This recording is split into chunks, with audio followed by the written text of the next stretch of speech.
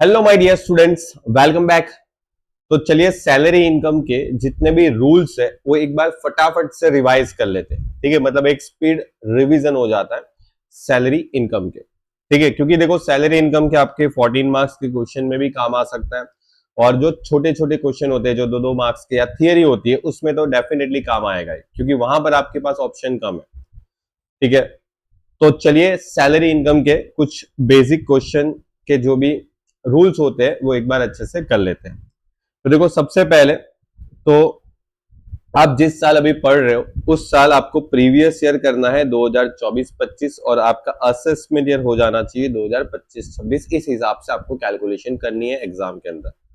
Okay, और आप जो भी सैलरी रिसीव करते हो और वो कब रिसीव करते हो 2024-25 में, वो टैक्सेबल कैसे होगी? तो या तो रिसिप्ट और ड्यू दोनों में से जो डेट पहले आती है विच एवर इज अर्लियर, उस हिसाब से आप सैलरी इनकम को टैक्सेबल करते हो। ठीक है, जैसे हमने समझा था। उसके बाद सबसे मेन बात जो होती है वो यहां से स्टार्ट होती है सैलरी इनकम के कि method for of computation of the salary income under section 70। तो देखो समझो, अगर आपके पास एग्जाम में ओल्ड टैक्स रिजिम के हिसाब से कैलकुलेशन करनी है तो इस हिसाब से करनी है, और अगर न्यू रेजिम मतलब अंडर सेक्शन 115 BAC जैसे आपके सिलेबस के अंदर क्लियर कट लिखा है कि न्यू रेजिम, तो इस साल एग्जाम के अंदर न्यू रेजिम से कैलकुलेशन करने का पॉसिबल हो सकता है और आ सकता है क्वेश्चन। तो अगर न्यू रेजिम से अगर आप कैलकुलेशन करते हो तो आपको छोटी सी कुछ चेंजेस करनी है। जो यहां पर स्टैंडर्ड डिडक्शन है वो 50,000 की जगह पर 75,000 लेना है अगर न्यू रेजिम से क्वेश्चन पूछते हैं तो। इवन एंटरटेनमेंट अलाउंसेस जो सिर्फ और सिर्फ गवर्नमेंट एम्प्लॉय को यहां पर डिडक्शन करने को मिलता था, वो डिडक्शन अभी यहां पर करने को नहीं मिलेगा। ठीक है, दूसरी बात, एम्प्लॉयमेंट एंड प्रोफेशनल टैक्स जो होता है उसका डिडक्शन यहां पर लेस करने को मिलता था, वो डिडक्शन भी यहां पर लेस करने को नहीं मिलेगा न्यू टैक्स रिजिम। ठीक है, न्यू टैक्स रिजिम में ये अमाउंट सरकार ने बता दी। ठीक है, मतलब इंक्रीज करके बता दिया आपको कि भाई ये 75,000 आप ले लें। उसके बाद जो बचेगा वो आपका टैक्सेबल सैलरी होता है ओल्ड और न्यू दोनों रिजिम के अंदर। ठीक है, इससे पहले आपको बहुत कुछ यहाँ पर टोटल करना है, जिसमें बेसिक सैलरी आ जाती है, अलाउंसेस आ जाता है, परक्यूजिट आ जाता है, रिटायरमेंट बेनिफिट आ जाता है जिसमें ग्रेजुइटी और पेंशन दोनों होते हैं, और profit in lieu of salary. ये सभी आपको मिलता है ड्यूरिंग द जॉब। ठीक है, या तो आफ्टर जॉब, जैसे रिटायरमेंट बेनिफिट होता है वो आप जब रिटायर होते हैं तब मिलता है। तो ये सभी इनकम को आप यहां पर टोटल करोगे, चाहे वो ओल्ड रिजिम आपको पूछे चाहे वो न्यू रिजिम। लेकिन इन सब के एक कुछ रूल्स है जो रूल्स हमें पढ़ने हैं। तो चलिए आज बढ़ते हैं आगे। देखो सैलरी का पहला तो मतलब क्या होता है? तो सैलरी का पहला मतलब होता है wages, annuity, pension, any gratuity, फिर any fees, commission, perquisite, profit in lieu of salary, additional to the salary और वेजेस। ठीक है, जिसमें आपको कुछ अलाउंसेस वगैरह भी मिलते हैं।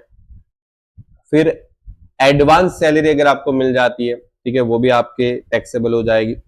Any payment receive by the employee while in service in respect of any period of leave not avail by him, जिसको लीव सैलरी बोलते हैं।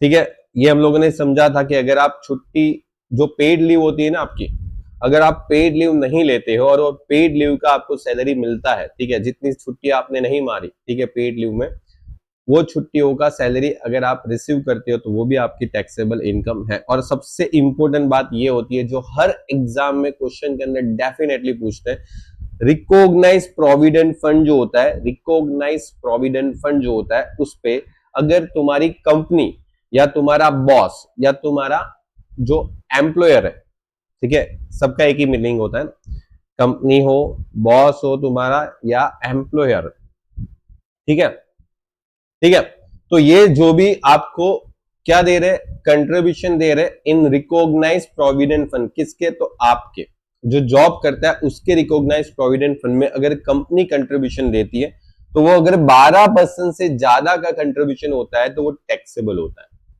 ठीक है, मैं आपको यहां पर एक क्वेश्चन भी बताया था, बता के कुछ एग्जांपल कि समझो आपकी सैलरी है 2,40,000 और वो सैलरी का जो कंट्रीब्यूशन कंपनी ने दिया था वो 2500 रुपए दिया था महीने का, तो महीने का 2500 तो इंटू 12 करके 30,000 होता है पूरे साल का।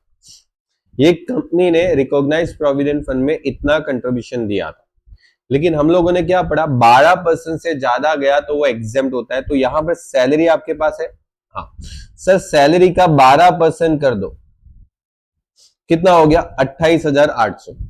तो 30,000 में से 28,800 जब तुम माइनस करोगे तो जो बची हुई अमाउंट है वो तुम बाहर लिख के इसके साथ टोटल करके ये टैक्सेबल सैलरी निकाल लो।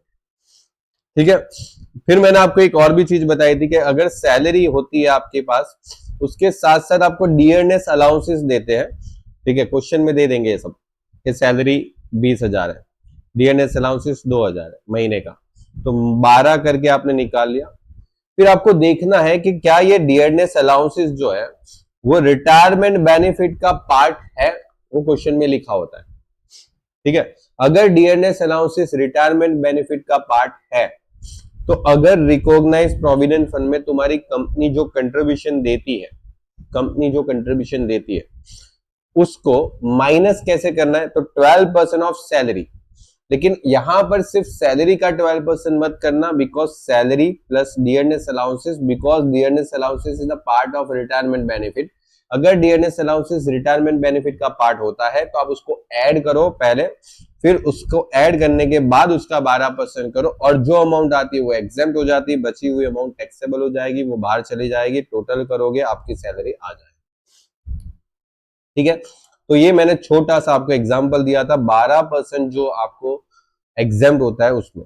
अगर कंपनी ने 14% कंट्रीब्यूशन दिया है रिकॉग्नाइज्ड प्रोविडेंट फंड में, तो इसमें से 12% एग्जेम्प्ट हो जाता है, 2% टैक्सेबल होता है।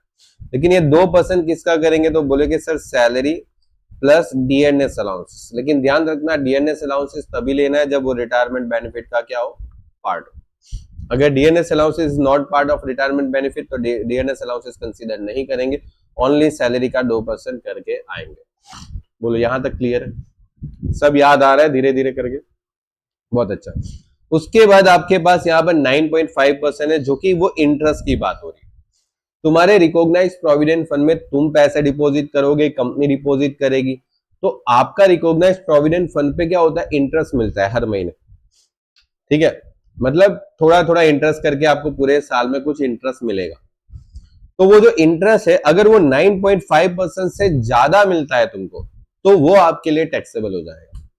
ठीक है, जैसे कि यहां पर मैंने एक एग्जांपल भी दिया था आपको कि समझो इंटरेस्ट मिला था रिकॉग्नाइज प्रोविडेंट फंड में, तो इंटरेस्ट अगर रिकॉग्नाइज प्रोविडेंट फंड में 11% मिला है, कितना परसेंट, 11%। क्वेश्चन में बोलेंगे कि 11% के हिसाब से 22,000 मिला, 11% के हिसाब से 22,000, ऐसा क्वेश्चन में लिखेंगे। तो आपको क्या करना है, एग्जाम कितना करना है, तो 11% के हिसाब से 22,000, तो 9.5% के हिसाब से कितना, तो अमाउंट आई 19,000। तो 22 में से 19 माइनस करो, बाकी जो बाहर बचता है वो 3,000 रुपए वो टैक्सेबल हो जाएगा। ठीक है, तो ऐसे छोटे छोटे पॉइंट आपको ध्यान रखने हैं सैलरी की इनकम के लिए। तो 9.5% for the interest on recognised provident fund और 12% for the contribution in recognised provident fund. Okay, किसका कंट्रीब्यूशन, एम्प्लॉय का या एम्प्लॉयर का, तो एम्प्लॉयर का मतलब कंपनी का। ठीक है, यहां तक बात क्लियर है, ठीक है यहां तक क्लियर है सब, ओके चलो आगे बढ़ते हैं। अब देखो मेन बात आती है अलाउंसेस की।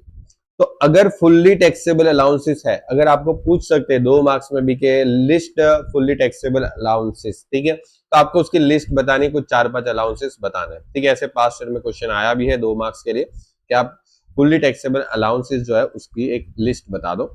तो यहाँ पर डियरनेस अलाउंसेस होता है पहले तो fully taxable, city compensatory allowances जिसको हम प्यार से CCA बोल सकते हैं।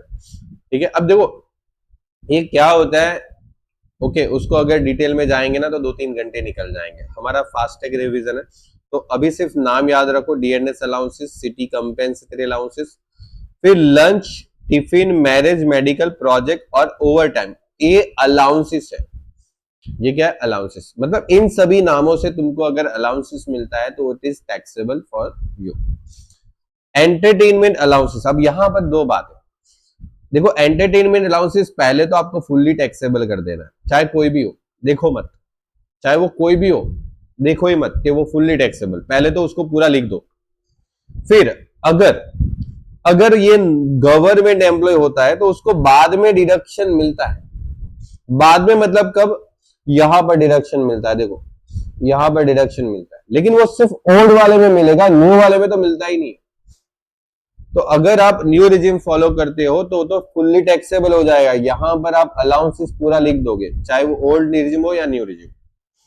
लेकिन अगर वो गवर्नमेंट एम्प्लॉय निकला तो अगर ओल्ड रिजिम फॉलो करते हैं तो कुछ एग्जेम्पशन मतलब कुछ बाद में डिडक्शन होता है, लेस होता है, और यहां पर तो बिल्कुल नहीं होता। ठीक है, चाहे वो कोई भी हो। तो अगर गवर्नमेंट एम्प्लॉय हो तो बाद में डिडक्शन मिलता है, लेकिन ये डिडक्शन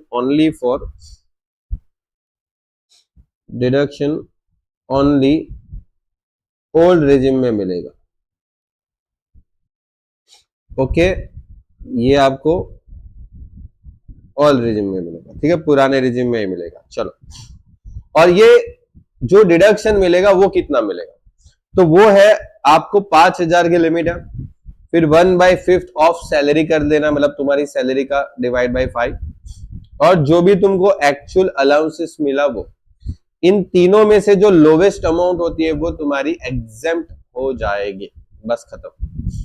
ठीक है, इसके ऊपर मैंने आपको एक छोटा सा क्वेश्चन भी समझाया था इस तरीके से कि देखो, अगर किसी आदमी का सैलरी इतना है, डीएनएस अलाउंसेस इतना है, सिटी कंपेंसेटरी अलाउंसेस इतना है, एंटरटेनमेंट अलाउंसेस कितना है, 6,000 है, और ये गवर्नमेंट एम्प्लॉय, तो पहले सबका टोटल करके आपने ये लिख दिया। फिर अगर आप ओल्ड रिजिम फॉलो करते हो तो 50,000 तो फिक्स माइनस होगा, और एंटरटेनमेंट अलाउंसेस माइनस होगा because it is a government employee. Then 5,000 और 1/5 मतलब उसकी सैलरी का कितना करना है, 1/5, और जो भी अमाउंट आती है वो 4,000 और 48,000, और एक्चुअल तुमको कितना मिला था, 6,000। ये तीनों में से जो लोवेस्ट अमाउंट आती है वो 5,000 है, वो माइनस कर दो, बचा हुआ टैक्सेबल। लेकिन सर ये न्यू रिजिम होता तो क्या होता? अगर ये न्यू रिजिम होता ना तो यहां पर यहां तक तो सब सेम है, सब सेम। ये चेंज हो जाएगा 75,000 और ये निकल जाएगा। ये हो गया न्यू रिजिम। अगर क्वेश्चन में न्यू रिजिम करना है तो इस तरीके से आएंगे। ठीक है, सिंपल सी बात है। चलो आगे बढ़ेंगे। वाटर और इलेक्ट्रिसिटी अलाउंसेस की बात कर रहा हूं तो टैक्सेबल है। सर्वेंट अलाउंसेस, तुम्हारे घर में नौकर के लिए तुमको अलाउंसेस मिला, हॉलीडे अलाउंसेस तुमको मिला, टेलीफोन अलाउंसेस मिला, ये इंपॉर्टेंट है, क्वेश्चन में आए तो ध्यान रखना, telephone allowances is a taxable, और telephone facility is not taxable. थोड़ा सा विचित्र काम है, टेलीफोन फैसिलिटी टैक्सेबल नहीं रखा, टेलीफोन अलाउंसेस टैक्सेबल रखा। ठीक है, जो भी। फिर ये है फुल्ली एग्जेम्प्टेड अलाउंसेस। अब देखो, फुल्ली एग्जेम्प्टेड अलाउंसेस की भी एग्जाम में लिस्ट पूछ सकते हैं 2 मार्क्स के लिए, लेकिन ये सारे अलाउंसेस जो है ना वो हमारे किसी काम के नहीं है, ये सिर्फ गवर्नमेंट एम्प्लॉय वगैरह को ही मिलते हैं, चेक कर लो। The foreign allowances given by the government employ posted outside India in a fully tax, मतलब कोई फॉरेन गवर्नमेंट एम्प्लॉय है जिसको इंडिया से बाहर कुछ पोस्टिंग में काम करना पड़ रहा है, ठीक है, तो वो फुल्ली क्या हो जाएगा, एग्जेम्प्ट हो जाएगा।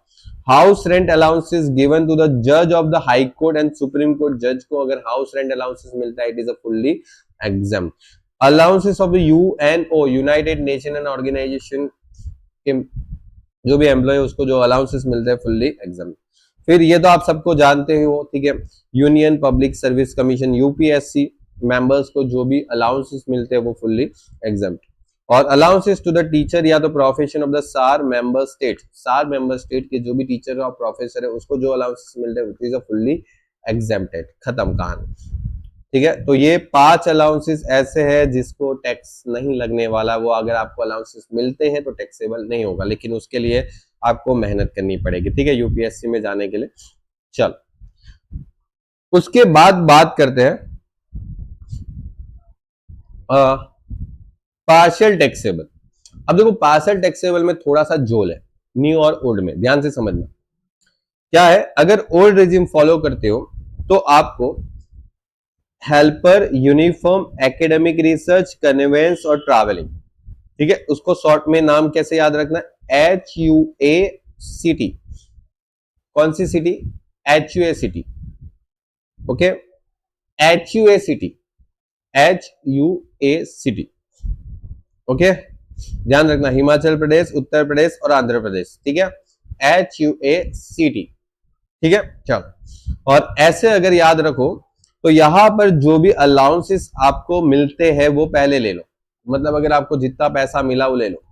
जैसे आपको 6,000 मिले अलाउंसेस के नाम से, ठीक है, तो अलाउंसेस के नाम से 6,000 मिला और उसमें तुमने एक्चुअल खर्चा कितना किया, ये अलाउंसेस तुमको मिला लेकिन तुमने उसके लिए एक्सपेंस कितना किया, सर मैंने 5,000 किया, तो बचा कितना सर 1,000, तो ये टैक्सेबल हो जाएगा, ये आपको टैक्सेबल हो जाएगा।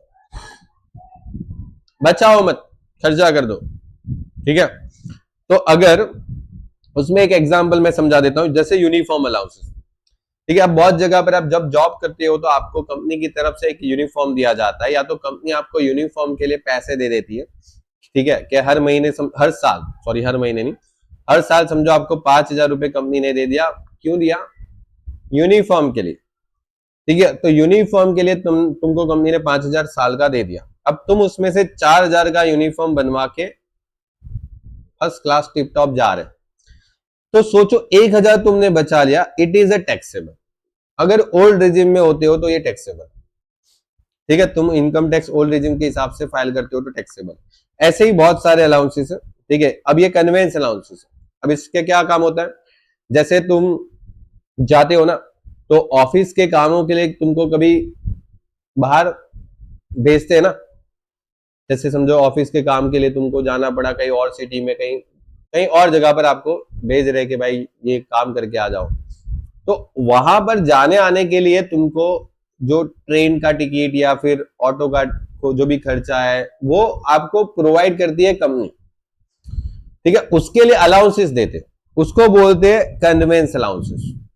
और ये होता है ऑफिस के कामों के लिए, ऑफिस वर्क के लिए अगर आपको कहीं पे भेजते हैं और वहां पर जो खर्चा होता है तुमको आने जाने का, वो कंपनी आपको अलाउंसेस देती है, और वो अलाउंसेस में आपने जो पैसा बचाया वो टैक्सेबल, ठीक है। और एक खास चीज याद रखना है, अगर न्यू रिजिम फॉलो करते हो तो ये पहले 3 अलाउंसेस है ना, उसका कोई भी एग्जेम्पशन नहीं मिलने वाला, भले कितना खर्चा करो, कम करो या ज्यादा करो, कोई फर्क नहीं पड़ता। लेकिन कन्वेंस अलाउंसेस और ट्रैवलिंग अलाउंसेस, ट्रांसफर अलाउंसेस में ये दो, मतलब ये जो यस लिखा है इसका मतलब समझते हो कि ये दो अलाउंसेस के अंदर ओल्ड रिजिम की तरह न्यू रिजिम में भी आपको ये वाला पॉइंट एप्लीकेबल रहेगा, लेकिन उसके लिए क्वेश्चन में आपको खर्चा दिया होना चाहिए, ठीक है। शायद मैंने इसका कोई एग्जांपल दिया हो, ठीक है, मैंने एक क्वेश्चन में आपको लगभग समझाया था। देखो यहाँ पर कि अगर आपको 5,000 का यूनिफॉर्म अलाउंसेस दिया और उसमें से आपने खर्चा कर दिया 4,000, तो बचाया 1,000 आपको टैक्सेबल करना पड़ेगा, ठीक है। मैंने आपको ऐसा क्वेश्चन में बताया। लेकिन समझो क्वेश्चन में खर्चा दिया ही नहीं हो तो क्या करोगे? अगर तुमको क्वेश्चन में खर्चा दिया ही नहीं है तो क्या करोगे? अगर ये सबका अमाउंट दे दिया कि इतना अलाउंसेस मिला, ठीक है, जैसे 5,000, लेकिन समझो क्वेश्चन में खर्चा नहीं दिया, तो ये एज्यूम करना है कि आपने सारा खर्चा कर दिया, 5,000 पूरा एग्जाम्प्ट करके आना है, ठीक है, भूलना मत। ऐसा करते हैं, ऐसा अन्याय तुम्हारे साथ होता है, ठीक है, तुमको बोलेंगे नहीं, ठीक है। देखो लिखा है, if actual expense is not given in the question it is assumed that allowances are fully used for such purpose. सब कुछ लिख के दिया है, जितना डिटेल में मैंने नोट्स बनाया है ना भाई, तुम्हारे बीकॉम वालों के लिए तो मोर देन इनफ है, ठीक है। मेरे कुछ सीए के स्टूडेंट है वो इसमें से तैयारी करते हैं, बोलो, वो बोलते हैं सर आपने बढ़िया बनाया, ठीक है। अब एजुकेशन अलाउंसेस आ गया। एजुकेशन अलाउंसेस क्या होता है कि आपके बच्चे को पढ़ने के लिए अगर कंपनी अलाउंसेस दे रही है, ठीक है, ध्यान से सुनना, कंपनी आपके बच्चे को पढ़ने के लिए अलाउंसेस दे रही है, और वो अलाउंसेस में जैसे समझो मैं एग्जांपल दे रहा हूं, एग्जांपल ले रहा हूं, यहां पर आ जाओ, यहां पर जैसे यहां पर, हाँ, जैसे आपके बच्चे के एजुकेशन के लिए कंपनी ने 10,000 का अलाउंसेस दिया, ठीक है, आप खुश हो गए सर 10,000 का अलाउंसेस मिल गया, ठीक है। तो अपनी जो गवर्नमेंट है उसने बोला रुको जरा, हमको भी तो आने दो, 10,000 ऐसे कैसे तुम ले लोगे, है ना। तो फिर तो गवर्नमेंट आ गई, ठीक है, अपनी, और बोला कि देखो तुमको एजुकेशन अलाउंसेस मिला ना तुम्हारे बच्चे को पढ़ने के लिए, ठीक है, बोले ऐसे पढ़ा नहीं सकते तुम्हारे बच्चे को, ठीक है। तो यहां पर 100 रुपए पर मंथ जो होता है ना, 100 रुपए पर मंथ जो होता है वो एग्जेम्प्ट होता है एक बच्चे का। तो इंटू 12, क्योंकि महीने का है ना 100 रुपए, तो इंटू 12 मतलब एक बच्चे का महीने का 100, तो साल का 12 मल्टीप्लाई करके 1200, ये एक बच्चे का हुआ। अगर उस आदमी के 2 बच्चे हैं तो मल्टीप्लाई बाय 2, 2400 रुपए, 10,000 में से 2400 रुपए सरकार बोलती है तुम टैक्स फ्री कर दो, और बोले बाकी का जो अमाउंट है ना उस पे तो टैक्स भरना पड़ेगा बेटा, ऐसा थोड़ी चलेगा, ठीक है। तो सरकार बोलती है भाई अपने बच्चे को तुम पढ़ा रहे हो, उसके लिए कंपनी तुमको अलाउंसेस दे रही है, तो टैक्स पहले हमको दो, बाद में पढ़ाना, ठीक है। तो ये टैक्सेबल, मतलब तुम सोचो गवर्नमेंट मानती थी अभी तक कि 100 रुपए एक बच्चे को पढ़ाने के लिए महीने का काफी है, ठीक है, जो कि ये अभी आने वाले साल में चेंज हुआ है, ठीक है, लेकिन आपके लिए अभी चेंज नहीं हुआ है, आपके लिए ये 100 रुपए ही है, ठीक है, अभी 100 रुपए ही, आपको 100 रुपए करना।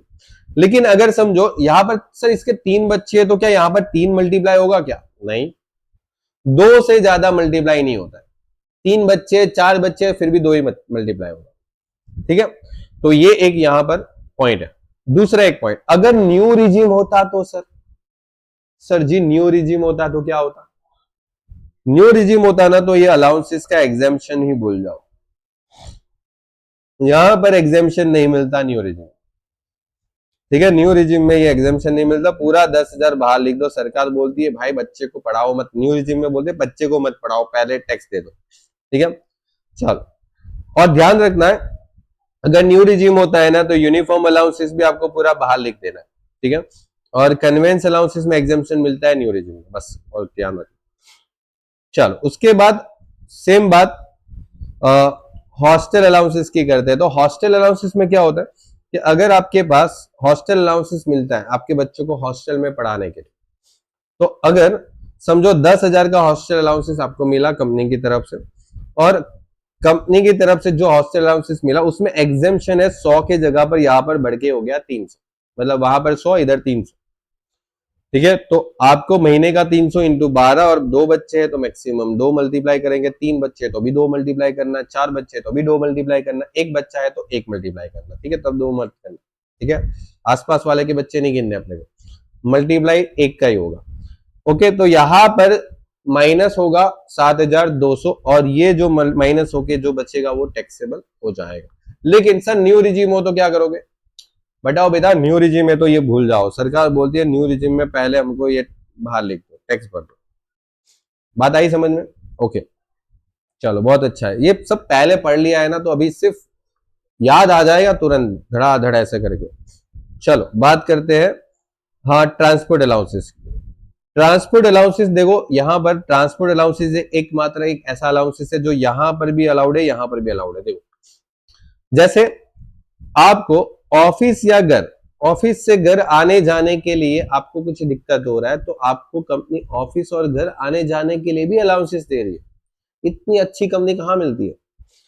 लेकिन ये अलाउंसेस आपको मिला पूरे साल का 50,000 कंपनी की तरफ से, सरकार बोलती है उसमें से 3200 रुपए महीने का माइनस कर दो इंटू 12, तो 3200 इंटू 12 करके माइनस करो, बाकी बचा, तो बाकी बचा 11,600, इट इज अ टैक्सेबल, वो बोले तुम्हारे टैक्स भरना पड़े। लेकिन ये अलाउंसेस का बेनिफिट सिर्फ हैंडीकैप लोगों को मिलेगा, जो देखो मैंने यहां पर सिंबल भी लगाया, it is only benefit for the जो भी हैंडीकैप लोग हैं उसको, ठीक है।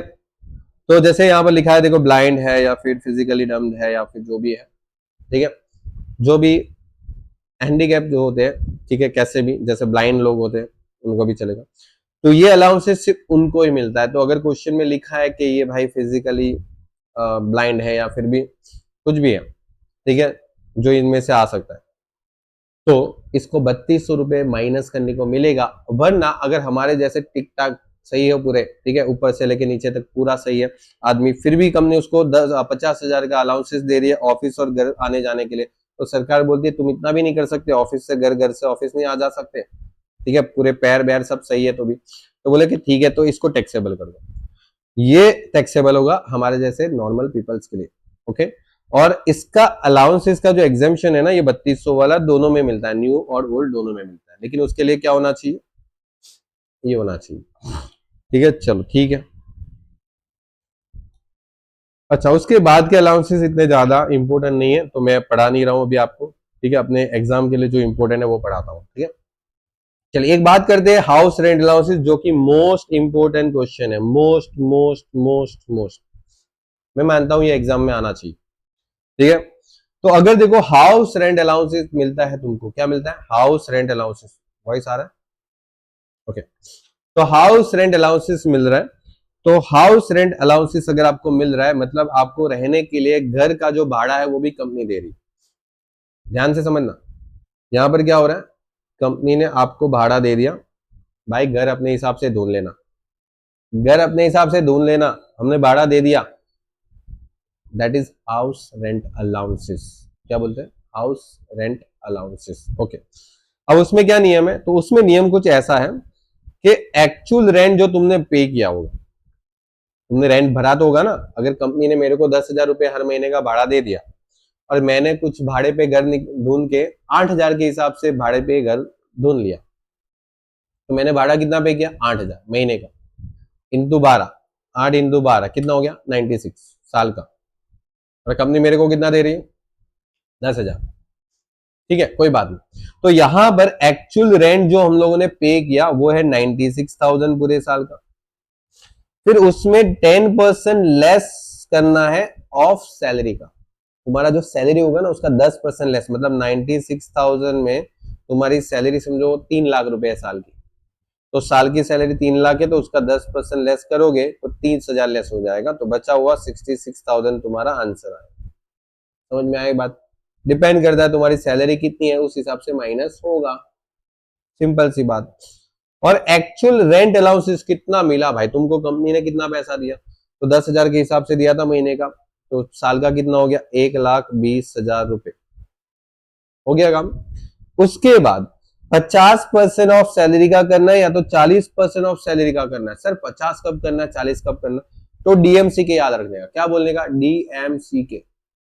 What is the meaning of DMC के, दिल्ली मुंबई चेन्नई और कोलकाता, दिल्ली मुंबई चेन्नई और कोलकाता, दिल्ली मुंबई चेन्नई और कोलकाता।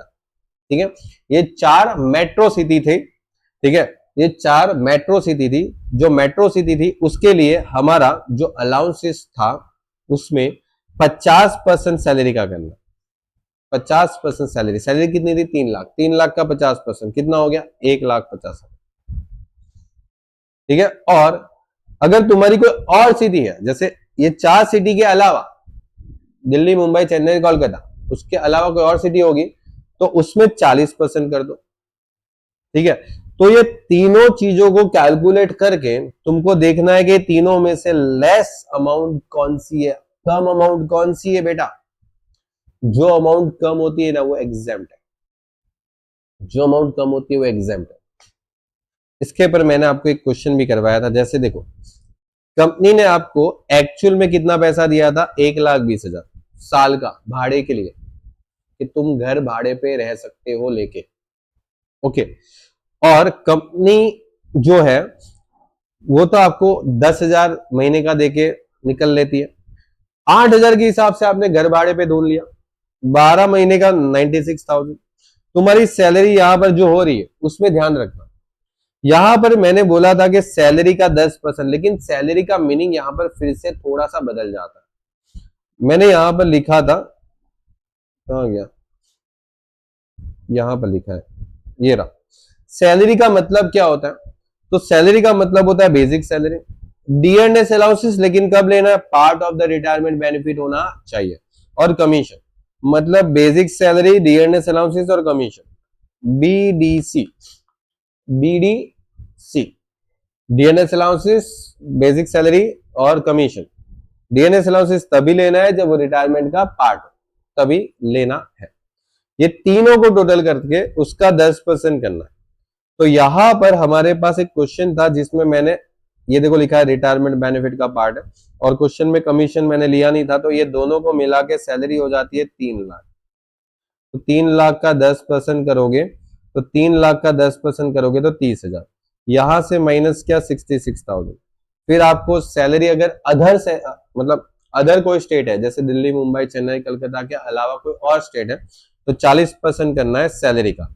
लेकिन यहां पर फिर से सैलरी का 40% मतलब क्या हो गया, ध्यान रखना सिर्फ सैलरी का 40% मत करना, salary plus DNS allowances, retirement benefit वाला और कमीशन। तो ये जो तीनों चीज है उसको मिला के हम 3 लाख लाते हैं और 3 लाख का कितना परसेंट करना है 40%। तो 3 लाख का अगर मैंने 40% किया तो 1,20,000।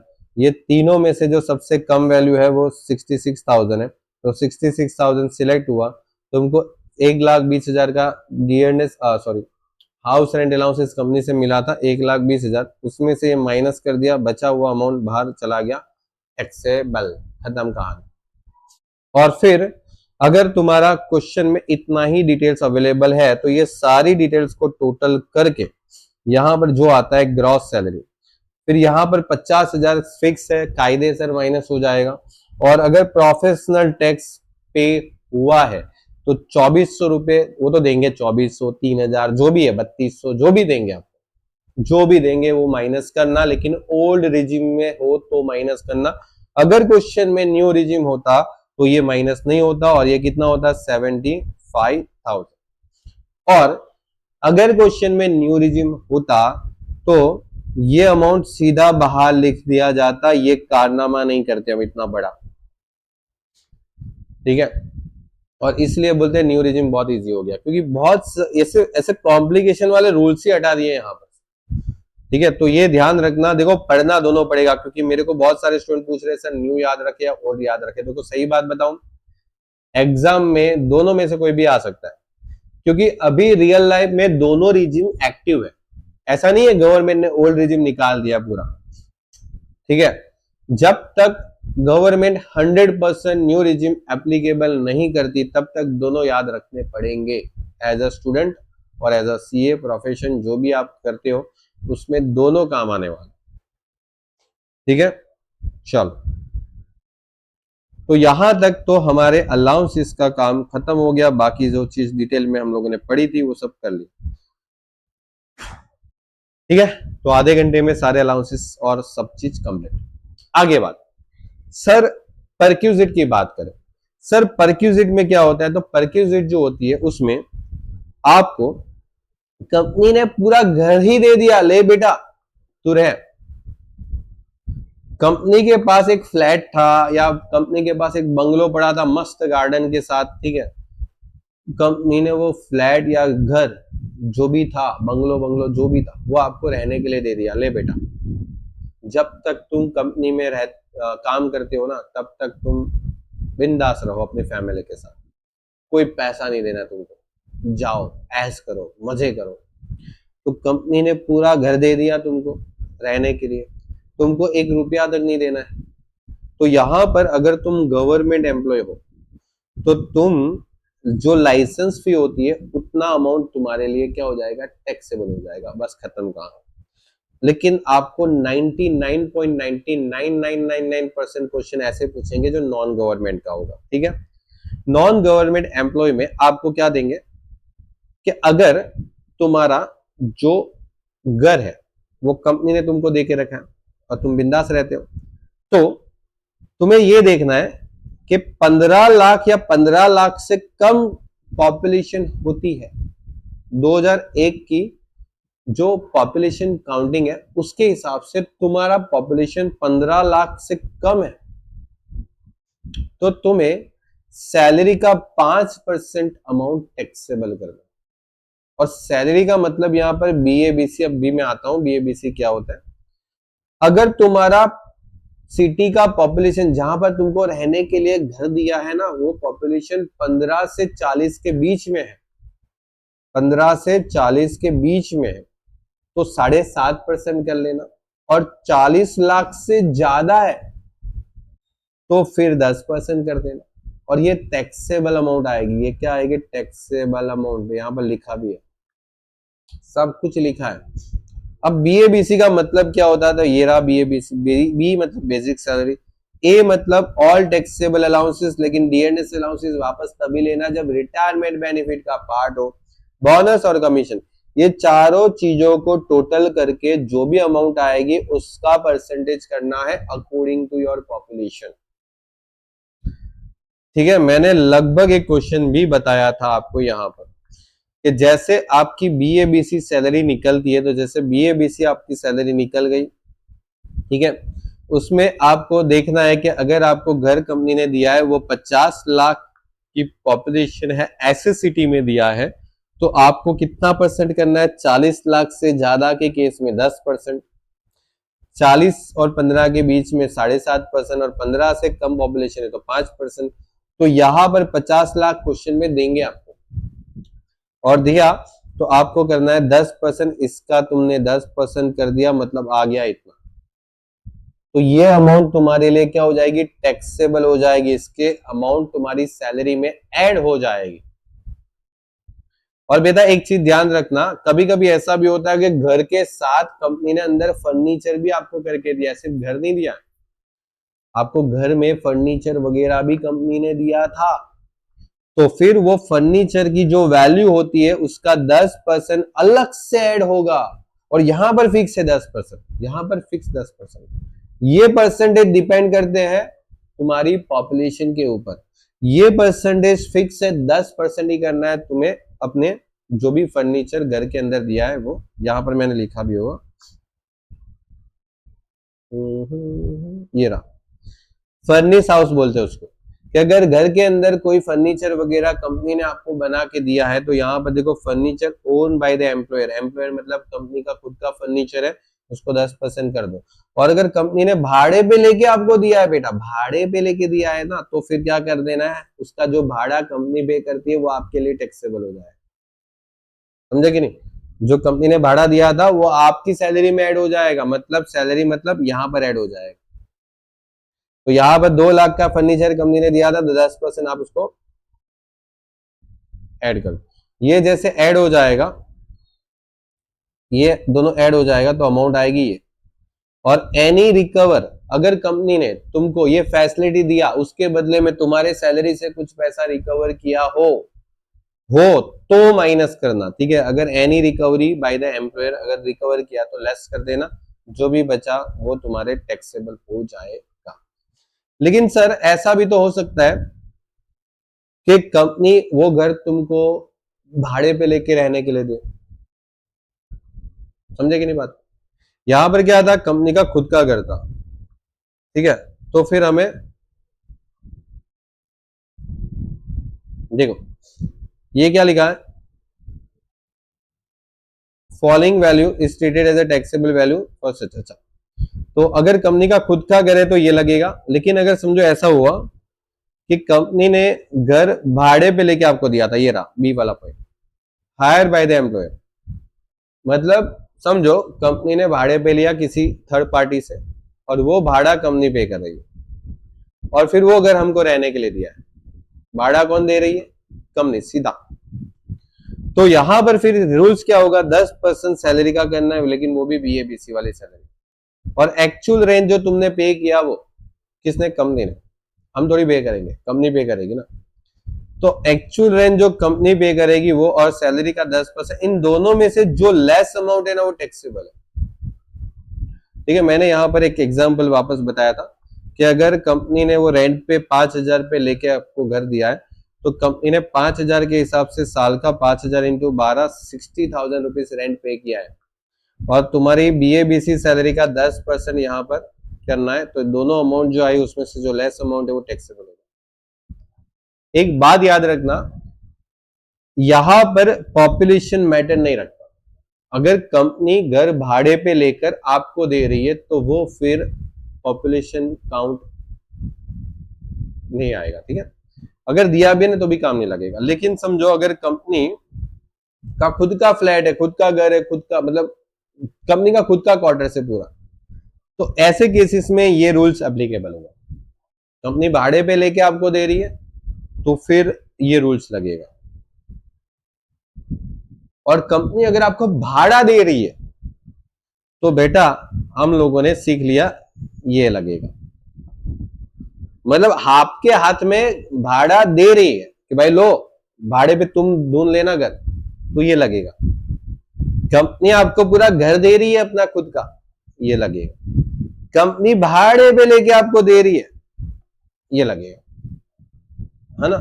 चलो चलो चलो चलो, हाँ फिर ये भी हम लोगों ने पढ़ लिया कि कंपनी ने अगर घर के साथ साथ फर्नीचर वगैरह दिया है, तो अगर फर्नीचर कंपनी का खुद का है तो 10% ऐड कर देना उसकी कॉस्ट का, और अगर कंपनी ने भाड़े पे लिया है तो भाड़े का जो चार्जेस कंपनी पे करती है वो आप ऐड कर देना अपनी, किस में ऐड कर देना, ये जो वैल्यू निकालते हैं उसमें ऐड कर देना, ठीक है। चल फिर ये होटल फैसिलिटी चलेगा, आप अभी रीड नहीं करोगे तो।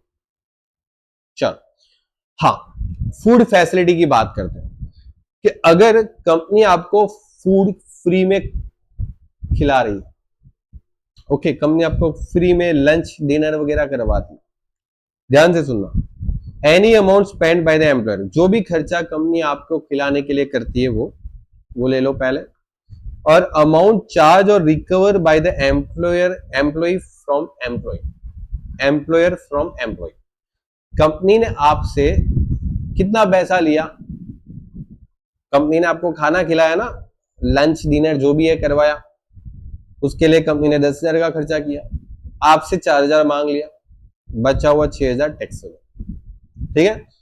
देखो ध्यान देना, लेकिन समझो वो जो आपको फूड वगैरह जो भी खिलाया उसमें ध्यान देना, अगर फ्री फूड और non alcoholic facility company provide करती है अपने एम्प्लॉय को during the working hour, during the working hour और रिमोट एरिया में, वर्किंग आवर्स और रिमोट एरिया में, तो फिर वो एग्जेम्प्ट है, टैक्सेबल नहीं होगा।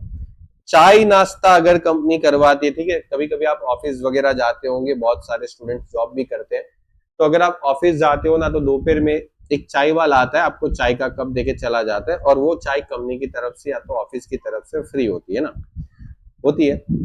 आप जाओ बहुत सारी अच्छी कंपनियों में तो मिल जाएगी आपको चाय, एक दो वक्त की रोटी नहीं, 2 वक्त की चाय आपको देते हैं, ठीक है, मॉर्निंग इवनिंग में जो भी है, तो वो भी फुल्ली एग्जेम्प्ट टैक्सेबल नहीं है। लेकिन लेकिन लेकिन अगर free food non alcoholic facility provide करती है company during the working hour at office business place premises, यहां पर देखो ऑफ रिमोट एरिया में ऑफ शोर इंस्टॉलेशन पे था, ठीक है, और यहां पर ऑफिस प्रीमाइसिस था, ऑफिस प्रीमाइसिस मतलब ऑफिस में ही आपको कंपनी फूड या नॉन अल्कोहलिक ब्रिवरेज वगैरह प्रोवाइड करती है, मतलब वही लंच डिनर अगर कंपनी प्रोवाइड करती है, इन शॉर्ट आपको क्वेश्चन में वैसे ही देंगे, तो 50 रुपए पर मिल, एक मिल का 50 रुपए एग्जेम्प्ट है, मतलब अगर कंपनी ने आपको 10,000 का पूरे साल में खाना खिलाया तो 50 रुपए इंटू कितनी बार खिलाया, समझो 300 दिन, तो 300 कर दो, तो 300 इंटू 50, 300 इंटू 50 सर 15,000 आ रहा, तो समझो कंपनी ने आपको 20,000 का खाना खिलाया, तो उसमें से 15,000, क्योंकि 50 दिन 50 रुपए के हिसाब से 300 दिन का खाना कंपनी ने खिलाया था, तो 20,000 आपका खर्चा हुआ था कंपनी का, ठीक है, उसमें से 15,000 लेस कर दो, बचा हुआ 5,000 टैक्सेबल हो जाएगा आपके लिए, ठीक है। लेकिन ध्यान रखना अगर न्यू रिजिम में अगर आप पढ़ते हो ना तो ये 50 का भी अलाउंसेस, मतलब 50 का एग्जेम्पशन नहीं मिलेगा, भूल जाओ बेटा भूल जाओ, न्यू रिजिम में भूल जाओ। इसका मैंने कुछ बताया था क्या, हाँ यहाँ पर बताया था, देखो मैंने यहाँ पर एग्जाम्पल भी बताया था कि अगर कंपनी आपको 120 रुपए का खाना खिलाती है 200 दिन के लिए, तो कंपनी का खर्चा हुआ 24,000 का आपके पीछे, 50 रुपए 200 दिन के हिसाब से माइनस हो जाएंगे। जो कंपनी अगर आपसे कुछ पैसा चार्ज करती है खाने के लिए, तो अगर समझो 200 दिन के लिए कंपनी ने आपको 20 रुपए आपसे चार्ज किए, आपसे वसूल भी किए 20 रुपए, तो 24,000 के लिए अगर 4,000 का तुमने खर्चा कर लिया है, 10,000 गवर्नमेंट ने बोला है कि भाई 50 रुपए हमारी तरफ से फ्री, बचा हुआ 10,000 बोले उसके पर तो टैक्स भरना पड़ेगा ना बेटा, तो ये टैक्स भरो भरो भरो, 10,000 पे टैक्स, ये सब देंगे क्वेश्चन में आपको, सिर्फ ये 50 रुपए याद रखना है, ठीक है, सिंपल। चल अच्छा, अगर आपका बॉस आपको गिफ्ट दे तो ले लेने का ना, हाँ तो क्या मना थोड़ी करेंगे गिफ्ट से, तो फिर गिफ्ट मिला, अगर वो गिफ्ट कैश में मिला टैक्सेबल, लेकिन गिफ्ट इन काइंड मिला, इन काइंड मतलब आपको कुछ वॉच वगैरह, टैबलेट वगैरह, मोबाइल वगैरह गिफ्ट मिल गया, तो फिर जितने का मिला उसमें 5,000 एग्जेम्प्ट होगा, 1,000 टैक्सेबल है। ठीक है, यहां तक क्लियर है? ओके ओके, चलिए आगे बढ़ते हैं। अच्छा, कंपनी ने आपको क्रेडिट कार्ड दे दिया कि बेटा ले क्रेडिट कार्ड, घिस जितना घिसना है इतना, बिल मैं पे करूंगा। तो भाई आपने तो घिस दिया पूरा। ठीक है, तो 20,000 रुपए का क्रेडिट कार्ड का यूज करके, कंपनी का क्रेडिट कार्ड का यूज करके तुमने शॉपिंग किया 20,000 रुपए। फिर आपका बॉस आया, बोले कि भाई तूने इतना सारा क्या खरीदा? तो आपने बोला सर 10,000 रुपए तो मैंने ऑफिस के लिए ही खरीदा था, 10,000 का सामान तो ऑफिस के लिए लिया था। बोला अच्छा ऐसा है, तो 20 में से 10 तो ऑफिस के लिए ही था, बचा 10। और कंपनी उस एम्प्लॉय से 2,000 रुपए चार्ज कर लेती है कि बेटा तूने ज्यादा ही कुछ शॉपिंग कर लिया, 2,000 तो दे दे। 2,000 अगर रिकवर करती है कंपनी तो, नहीं करती है तो पूरा 10,000 टैक्सेबल, रिकवर किया तो 8,000 टैक्सेबल, क्योंकि तुम्हारा शॉपिंग जो है हुआ 10,000 का हुआ, 10,000 का तो ऑफिस का था, 10,000 तुम्हारा था, उसमें से तुमसे 2,000 रुपए कंपनी ने मांग लिए, बचा हुआ दो माइनस करके 8 टैक्सेबल कर लो। अगर कंपनी नहीं मांगती तो पूरा 10,000 यहाँ पर आ जाता। और यहां पर न्यू और ओल्ड का कोई लेना देना नहीं, दोनों में सेम, चाहे न्यू करो ओल्ड करो एक ही बात, सिर्फ अलाउंसेस में फर्क है न्यू और ओल्ड में, और एक यहां पर ये वाला। ठीक है, इसमें न्यू और ओल्ड में फर्क है बस, 50 रुपए न्यू में निकल जाएगा। चलो क्लब फैसिलिटी। अच्छा, क्लब फैसिलिटी की बात करते हैं। अगर तुम क्लब में जाते हो, जिम में जाते हो और जो भी कुछ मजे वगैरह करते हो, ठीक है, तो वहां पे जो बिल बनता है वो बिल कंपनी पे कर देती है, और वो बिल का पैसा कंपनी आपसे 5,000 रिकवर कर लेती है। बाकी 25,000 का बिल था, फिर भी यार 25,000 का बिल था, 5,000 कंपनी ने मांग लिया। ठीक है, 25,000 का बिल था जो कंपनी ने भर दिया था अपना क्लब का, जिम का, जो भी है, उसमें से 5,000 कंपनी ने मांग भी लिया अपने से, हमको फायदा हुआ ना 20,000 का, तो गवर्नमेंट तुरंत आ जाएगी, लाओ भाई बेटा 20,000 रुपये टैक्स भर दे। ओके, क्योंकि तुमको फायदा हो गया। चलो, यूज ऑफ मूवेबल एसेट्स, मतलब तुमको कुछ एसेट्स यूज करने के लिए दे रहे हैं, यूज करने के लिए दे रहे हैं। तो अगर कोई एसेट यूज करने के लिए दे रहे हैं, लेकिन ध्यान रखना उसमें लैपटॉप और कंप्यूटर जो है वो फुल्ली एग्जेम्प्ट है, मैंने नीचे लिखा है laptop computer given by the employer fully exempt. Okay, office purpose हो या प्राइवेट पर्पस हो। देखो जैसे मैं कोई कंपनी में जॉब करता हूँ, वहां से मेरे को लैपटॉप दे रहे हैं कि भाई देखो ये लैपटॉप पे काम करना है आपको अच्छे से, मैं वो लैपटॉप पे जरूरी थोड़ी है कि ऑफिस के लिए काम करूंगा, सिर्फ ऑफिस के लिए तो करूंगा ही करूंगा क्योंकि उन्होंने दिया है। घर पे आया तो वो लैपटॉप में मैंने कुछ मेरे पर्सनल काम भी कर लिए, ठीक है, तो कौन देखने आने वाला है?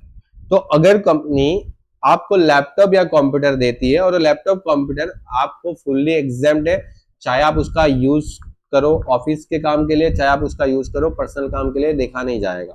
लेकिन अगर बाकी की कोई चीज है, बाकी की कोई चीज है, जैसे कि फर्नीचर, आपके घर में एसी फ्रिज टीवी जो भी है, आपके घर में एसी फ्रिज टीवी लैपटॉप नहीं, AC fridge TV washing machine furniture जो भी और कुछ चीजें, इन दोनों को छोड़ के बाकी कोई भी चीज है जैसे फर्नीचर सब ले लो, वो अगर कंपनी ने आपको दिया तो उसका वैल्यू का 10% आपको टैक्सेबल हो जाएगा। वैल्यू का 10%, मतलब समझो आपके घर का एसी जो है ना वो कंपनी ने लगवा के दिया और वो एसी 50,000 का था, ठीक है, हाँ 50,000 का एसी था, अच्छा वाला एकदम ब्लू स्टार का, 50,000 का लगवा के दे दिया कंपनी ने बोला कि बेटा यूज कर, जहां तक करना है कर, और वो 50,000 का एसी का 10% आपके लिए क्या हो जाएगा, 5,000 टैक्सेबल, खत्म। आप अपनी सैलरी में 5,000 हर साल ऐड करते जाओगे वो 50,000 के बदले। और अगर कंपनी आपको भाड़े पे लेके आपको दे रही है तो जो भाड़ा कंपनी पे करती है वो आपके लिए टैक्सेबल, खत्म कहानी। लेकिन आपके पास से कोई अमाउंट रिकवर करते हैं तो वो लेस जरूर कर देना उसमें से, नहीं करते तो कोई बात नहीं, करते तो लेस कर देना। चल अब आते हैं मेन मुद्दे की बात। ट्रांसफर ऑफ मूवेबल असेट्स, मतलब अगर कंपनी आपको कोई असेट ट्रांसफर कर देती है, ले बेटा यूज कर, ओके। ट्रांसफर मतलब यहां पर हो जाता है सेल कर देना, और ऊपर हमने जो पढ़ा वो यूज करने वाला पढ़ा था। ट्रांसफर मतलब कंपनी ने आपको असेट बेच दिया कि ले सस्ते में ले जा, सेकेंड हैंड, समझते हो ना। कंपनी के पास समझो एक पुरानी कार पड़ी थी, कंपनी को बेचनी थी सेकेंड हैंड में, आपने ही खरीद ली कंपनी से सस्ते में, तो वो हो गया मोटर कार। कंपनी के पास कोई पुराना फर्नीचर, एसी, फ्रिज, टीवी वगैरह पड़ा था, वो आपने ले लिया, वो अदर एसेट में आ जाएगा। और कोई इलेक्ट्रॉनिक आइटम्स जो है वो आपको बेची कंपनी ने, लेकिन ध्यान रखना इलेक्ट्रॉनिक्स आइटम के लिए यहां पर नोट नंबर 2 पढ़ो, पहले पढ़ो भाई पढ़ो, क्या लिखा है। Electronics item means data storage और handling devices like the computer, digital diary, printer, बस यही सिर्फ इलेक्ट्रॉनिक में आएगा बेटा। अगर AC, fridge, washing machine, microwave, oven ये सब अगर दिया तो वो भले इलेक्ट्रॉनिक आइटम है, लेकिन इधर नहीं आएगा, इधर आएगा, याद रखना। बहुत बड़ी गड़बड़ हो जाती है इसमें, क्योंकि तुम्हारे माइंड में ऐसा ही आता है कि एसी तो इलेक्ट्रिक से चलता है, ठीक है, समझे बात को।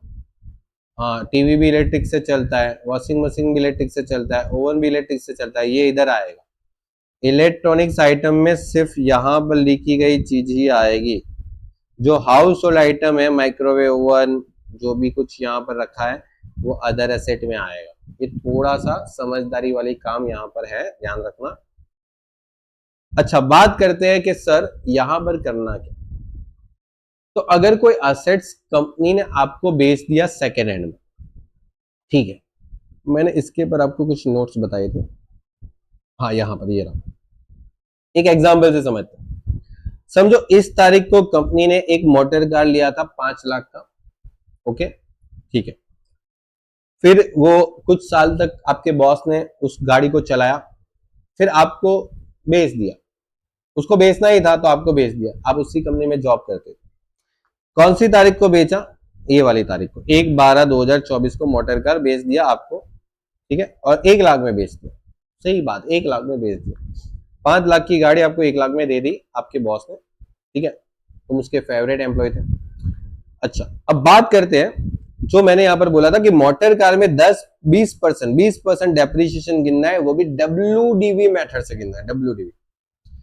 तो यहां पर 5 लाख की गाड़ी थी, आप 20% डेप्रिसिएशन गिनो तो 1 साल का डेप्रिसिएशन गिनेंगे, तो जब से खरीदा तब से 1 साल का डेप्रिसिएशन गिनेंगे तो 4 लाख का वैल्यू बचेगा।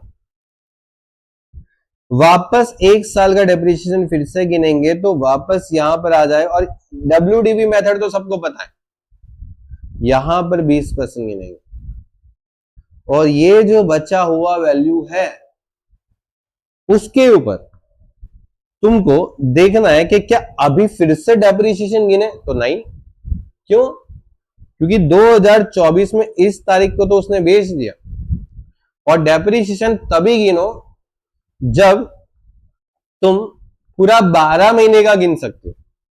क्या बोला मैंने, 12 महीने का, जब से खरीदा था तब से 1-1 साल का डेप्रिसिएशन गिनना। तो खरीदा यहां से, 1 साल यहां हो गया, 1 साल यहां हो गया, अब देखो ना 2 महीने में तो बेच दिया, 10 यहां पर देखो 10 है, 11, 12 में तो बेच दिया, तो 12 महीने का डेप्रिसिएशन गिन ही नहीं पाए ना तुम, सिर्फ 2 महीने के लिए। तो 2 महीने का डेप्रिसिएशन नहीं गिनना है आपको, गिनना हो तो पूरा 12 महीने का गिन सकते हो तो गिनो, वरना मत गिनो, ठीक है। तो अगर बेच दिया है आपने, तो 1 लाख में बेचा था ना कंपनी ने तो आपको, तो इतने लाख की मोटर कार इतने लाख में बेची, तो जो 2,20,000 तुमको सस्ते में पड़ा ना, तो आपके लिए 2,20,000 टैक्सेबल हो जाए। अगर देखो ज्यादा अमाउंट आपने पे किया है, समझो यहां पर 4 लाख रुपए पे किया, तो फिर तो ये नेगेटिव चला जाएगा, और नेगेटिव अमाउंट हम इग्नोर करेंगे पूरी सैलरी में, हर जगह। यहां पर अगर ये अमाउंट है वो 1 लाख है, तो जो बचा हुआ 2,20,000 इज अ पॉजिटिव वैल्यू, तो पॉजिटिव वैल्यू है तो ये टैक्सेबल हो जाएगा फॉर इस तरह के। और ऐसा काम आपको हर जगह करना है। इलेक्ट्रॉनिक्स आइटम में बस परसेंटेज 50% है, मोटर कार में परसेंटेज 20% है, मेथड WDV लगेगा, और कोई अदर एसेट में मेथड 10% और SLM लगेगा। SLM स्ट्रेट लाइन मेथड बोलते, ठीक है। चलो आगे बढ़ते हैं। हाँ, आगे बढ़ते हैं। अगर कंपनी आपको लोन देती है तो क्या होगा? तो समझो तुम तुम्हारे बॉस से या तुम्हारी कंपनी से सस्ते इंटरेस्ट पे लोन लेते हो, तो गवर्नमेंट को खटकेगा कि बेटा तुम हमारी SBI बैंक से लोन नहीं ले रहे हो, तुम्हारे कंपनी से ले रहे हो। तो अगर SBI वाले ने 10% रेट ऑफ इंटरेस्ट बताया पूरे साल का, समझो एक एग्जांपल दे रहा हूं, और कंपनी बोलती है यार तू तो हमारा बच्चा है, हम तुमको 6% पे लोन देंगे, ठीक है जा ले जा। तो गवर्नमेंट देखती है कि यार तुम SBI से लोन लेते हो तो 10% पड़ता था, तुम जिस कंपनी में नौकरी करते हो, जहां पर चापलूसी करते हो, वहां से तुम 6% पे लोन लिया। ओके बेटा कोई बात नहीं, कितना परसेंट का गैप है, तुमको सस्ते में कितना परसेंट मिला? बोले 4% मिला सस्ते में। कितने की लोन लिया था? बोले सर 1 लाख की लोन लिया था। तो 1 लाख की लोन का 4% सर कितना हो गया? 4,000 रुपए। बोले सर ये अमाउंट पे तुमको टैक्स भरना है, ऐसा सरकार बोलती है। बात आई कि नहीं समझ? बस बाकी सब मैंने लिखा है उसमें यही लिखा है। यहां पर मैंने एग्जाम्पल भी आपको दिया था, देखो ये रहा कि आपने 2 लाख की लोन लिया, ठीक है 4% कंपनी से, SBI का रेट ऑफ इंटरेस्ट चल रहा था 10%, आपको 6% सस्ता मिल गया, तो 6% 2 लाख पे टैक्सेबल, खत्म। बस क्या करना है, इतना तो सिंपल है। हाँ एक और चीज, अगर तुमने लोन 20,000 से कम का लिया है तो ये रूल्स एप्लीकेबल नहीं रहेगा। 20,000 से कम का है तो चलेगा, सब गवर्नमेंट सोचती है यार छोड़ो यार 20,000 तो किसी को भी जरूरत पड़ सकती है, कंपनी से उधार ले सकते हैं, समझे कि नहीं?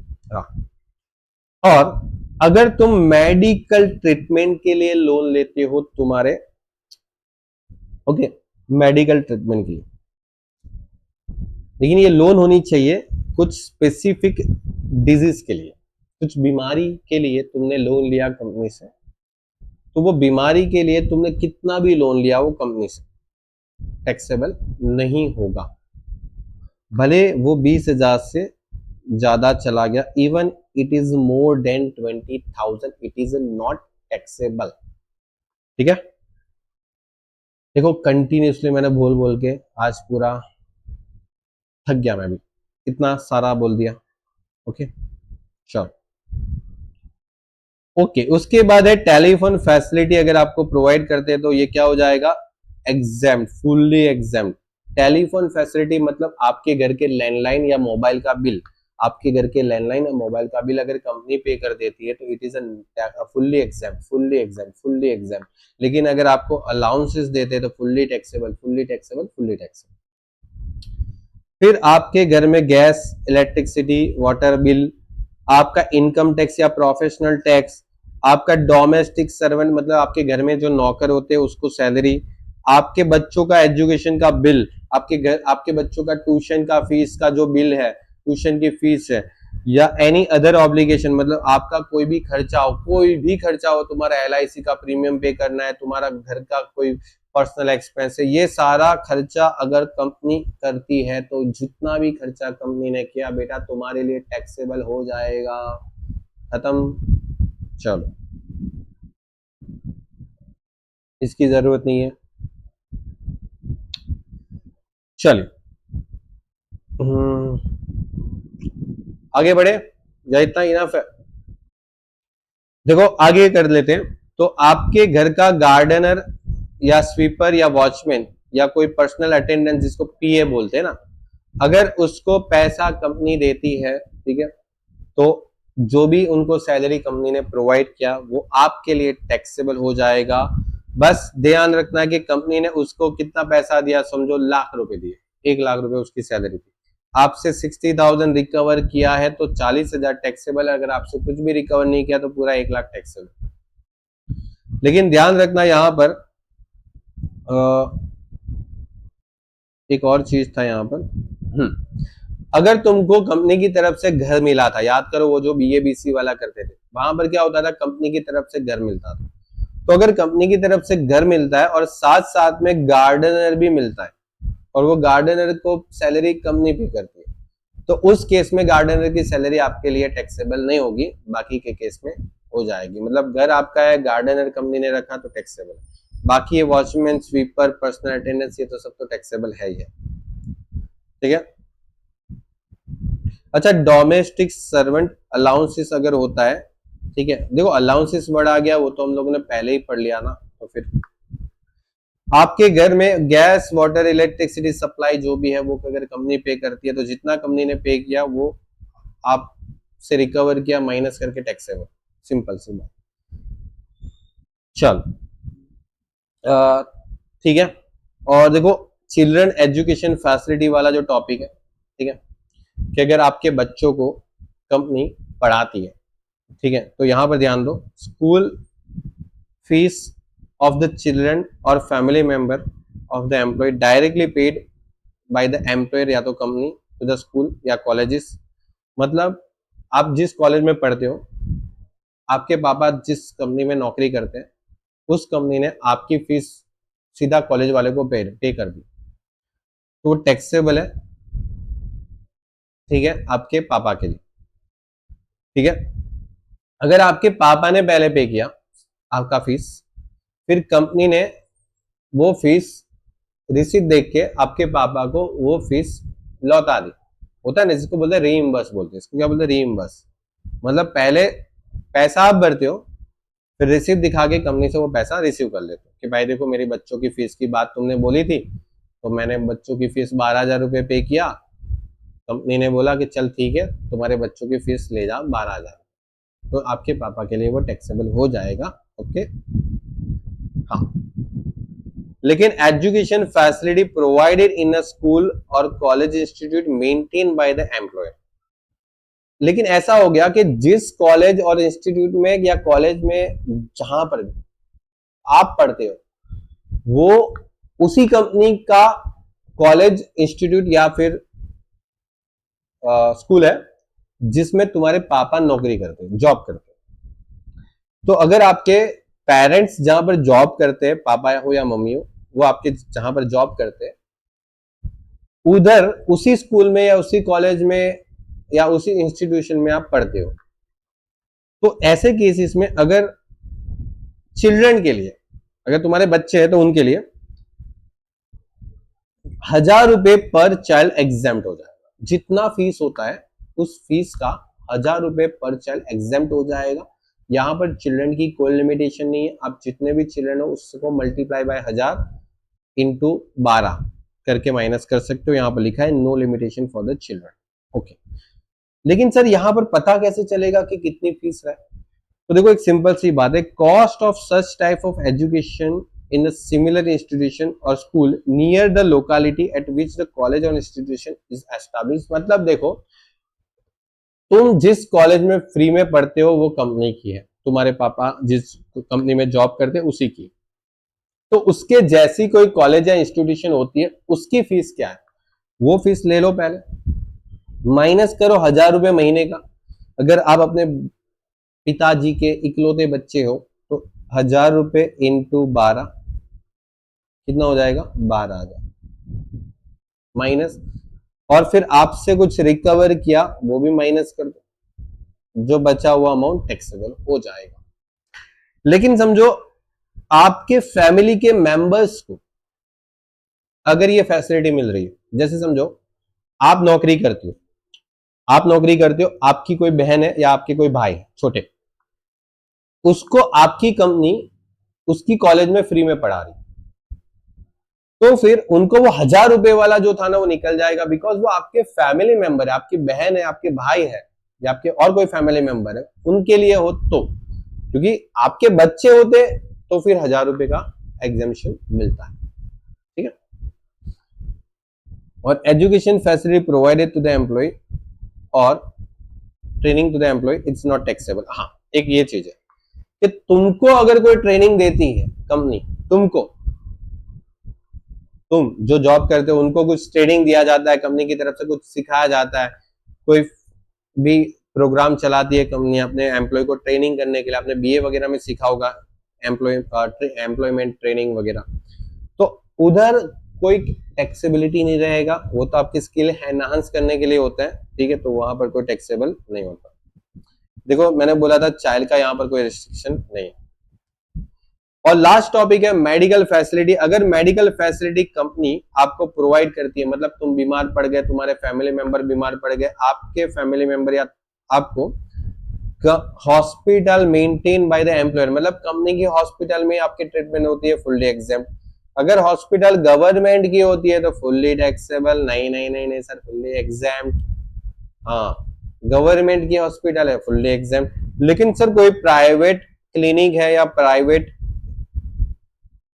हॉस्पिटल है और वो अनअप्रूव्ड हॉस्पिटल है, गवर्नमेंट नहीं है, मतलब कंपनी की भी नहीं है, गवर्नमेंट की भी नहीं है, तो जितना भी ट्रीटमेंट का खर्चा हुआ ना वो तुम्हारा टैक्सेबल हो जाएगा। भाई तुम ध्यान से टैक्स करना। यहां पर फैमिली मेंबर में वाइफ, ठीक है, मतलब खुद तो आएगा ही, वाइफ, उसके डिपेंडेंट चिल्ड्रन, उसके डिपेंडेंट पेरेंट्स, उसकी सिस्टर वगैरह सब आ जाएगा, ठीक है। चलो, लेकिन ध्यान रखना फिक्स मेडिकल अलाउंसेस होता है ना तो फुल्ली टैक्सेबल है। अगर तुमको मेडिकल अलाउंसेस मिलता है तो फुल्ली टैक्सेबल है, वो तो हमने स्टार्टिंग में ही देख लिया था। Medical insurance paid by the employ, reimbursed by the employ is not chargeable to tax, ठीक है।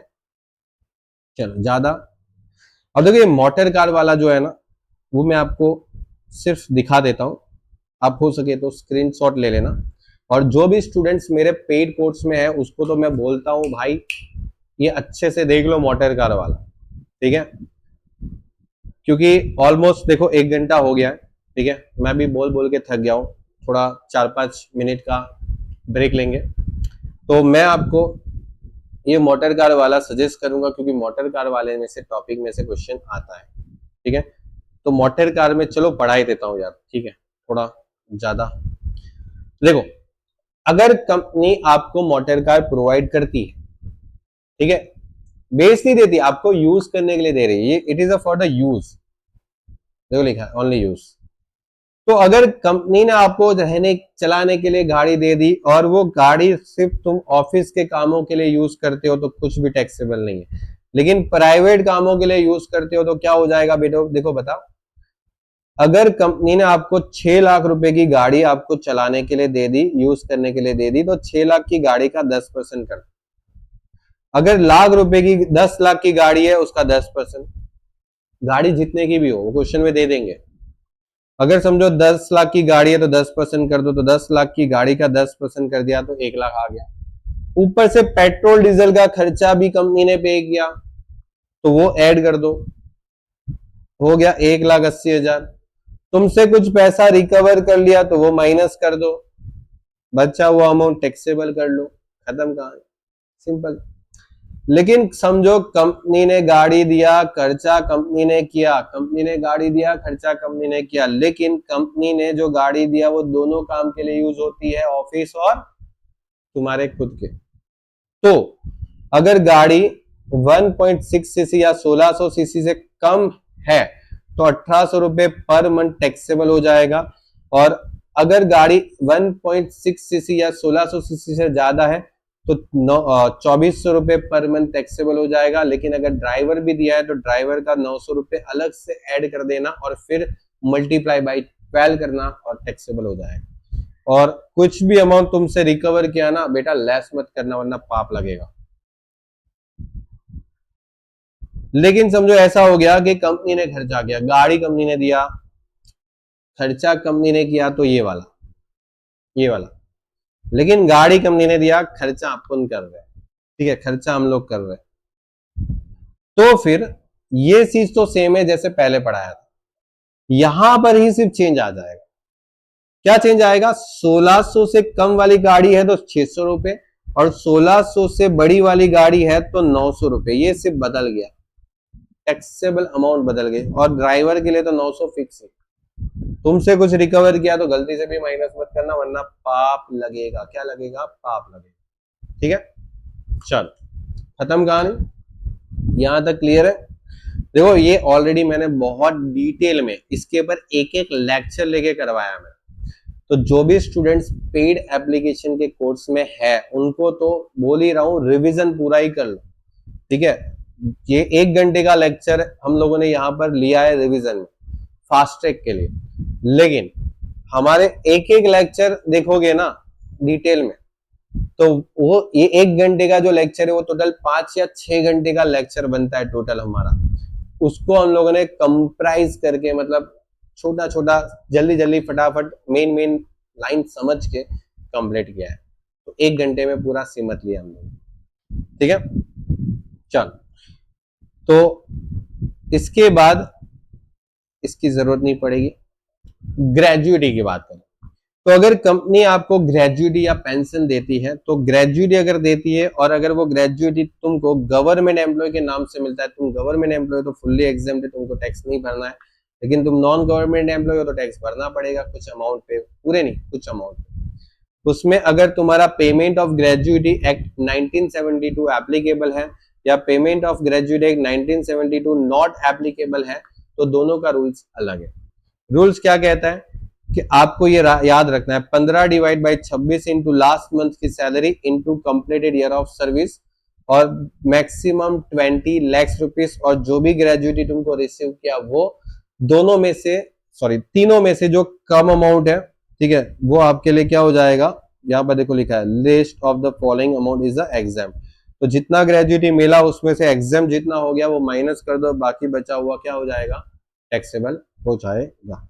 अब यहां पर मैंने आपको बताया था कि कंप्लीटेड ईयर ऑफ सर्विस का मतलब क्या होता है, तो कंप्लीटेड ईयर ऑफ सर्विस का मतलब होता है कि अगर 15 साल और 5 महीने जॉब किया तो 15 हो जाएगा, 15 साल 6 महीने जॉब किया तो भी 15 ही हो जाएगा, लेकिन 15 साल और 8 महीने जॉब किया तो 16 साल हो जाएगा। मतलब अगर तुम 6 महीने से ज्यादा का काम करते हो तो पूरा 1 साल एक्स्ट्रा गिन लिया जाएगा और फिर यहाँ पर मल्टीप्लाई किया जाएगा।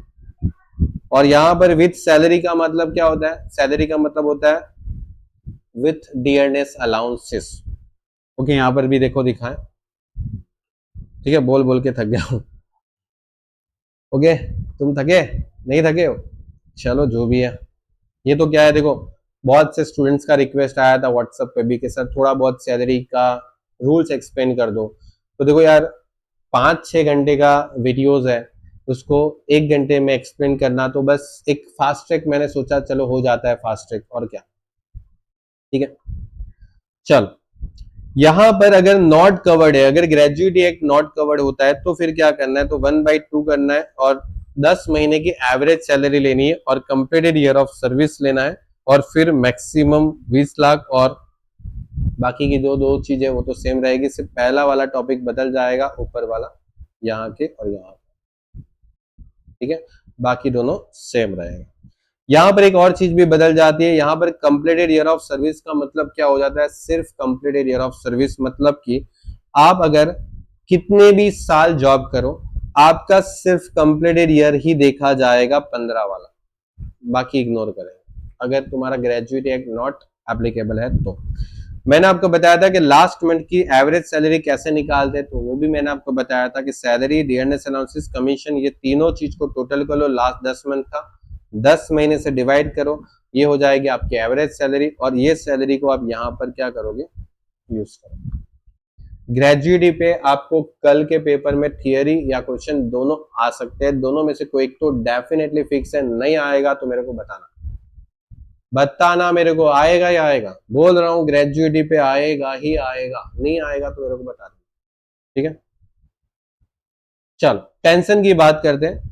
तो पेंशन में अगर आपको अनकम्यूटेड पेंशन मिलता है तो वो फुल्ली टैक्सेबल है, चाहे वो कोई भी हो, गवर्नमेंट हो या नॉन गवर्नमेंट। अगर कम्यूटेड पेंशन मिलता है तो गवर्नमेंट एम्प्लॉय को एग्जेम्प्ट है, लेकिन अगर कम्यूटेड पेंशन मिलता है और अगर वो नॉन गवर्नमेंट है तो अगर ग्रेजुएटी रिसीव किया है तो एग्जेम्पशन मिलेगा 1/3। ये सवाल पिछले साल के पेपर का हॉट फेवरेट क्वेश्चन है, यूनिवर्सिटी का हॉट फेवरेट क्वेश्चन है, पूछेंगे ये सवाल। 1/3 या 1/2 दोनों में से कोई एक हो सकता है, डिपेंडिंग के क्वेश्चन में आपको ग्रेजुएटी रिसीव किया है या नहीं किया। खत्म। तो ये था तुम्हारा पूरा टॉपिक। देखो मैंने फास्ट ट्रैक करवाया है, डिटेल में मैंने आपको समझाया हुआ है, ये जस्ट एक बार रिकॉल करने के लिए आपको बताया हुआ है सब कुछ। ओके, इतना 1 घंटे निकाल के याद कर सकते हो आप अपना। बाकी जो भी समझा है, अगर डिटेल में पढ़ा है, आपको पता है, नोट्स आपके पास है, तो अच्छी बात है, आप उसमें से ही आधे घंटे में सब कुछ रिकवर कर सकते हो। बाकी चलो मिलते हैं नेक्स्ट लेक्चर में। गुड बाय और टेक केयर। और जो भी स्टूडेंट्स ऑनलाइन पढ़ रहे हैं, ठीक है, पेड में है, उन स्टूडेंट्स के लिए तो कुछ भी नहीं है, जो मैंने पढ़ा है उतना पढ़ लो अच्छे से। और जो स्टूडेंट्स यूट्यूब पे है उनके लिए हमारा सेमेस्टर 5 फर्स्ट में से स्टार्ट हो रहा है। बहुत अच्छे से हम लोग ने हर एक लेक्चर कंप्लीट करके अपलोड किया है। आप अभी जस्ट देख रहे हो, वो तो जस्ट एक फास्ट ट्रैक रिवीजन था। डिटेल लेक्चर अगर देखा जाए तो इतने का टोटल 10 लेक्चर तो हमारे सिर्फ यहाँ तक जो आपको मैंने पढ़ाया उधर तक के सिर्फ 10 लेक्चर बनते हैं, ठीक है, 10 लेक्चर डिटेल में, और जिसको मैंने आपको पूरा एक लेक्चर में समझाया है फास्ट ट्रैक में। वरना अगर देखा जाए तो ये जितना भी मैंने 1 घंटे में समझाया उसके ऊपर 30 मिनट्स या 40 मिनट्स के 10 लेक्चर है, मतलब 4 घंटे के लेक्चर। ठीक है, चलिए तो मिलते हैं नेक्स्ट लेक्चर में, तब तक के लिए गुड बाय और टेक केयर।